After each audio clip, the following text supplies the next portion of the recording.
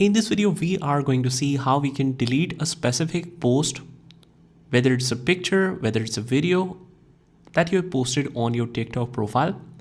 It's a pretty simple and straightforward process here, guys. All you have to do is just head over to your profile on the bottom right, where you see all of your pictures and videos. So for example, I have this specific video that I want to delete that is already posted to public. We click on it to open this up, and once it is open, you will see these three dots next to it.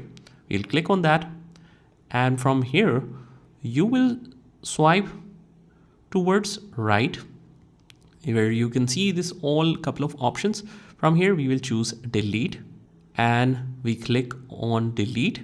It says restore post within 30 days from activity center in the settings. If you want to restore it, we can do it, but right now we just want to delete it. Head over to your main profile, and that is how you can delete it. You can see that it is removed now. I hope you found this video helpful, and if you did, hit the like button and subscribe to our channel, and I will see you in the next one.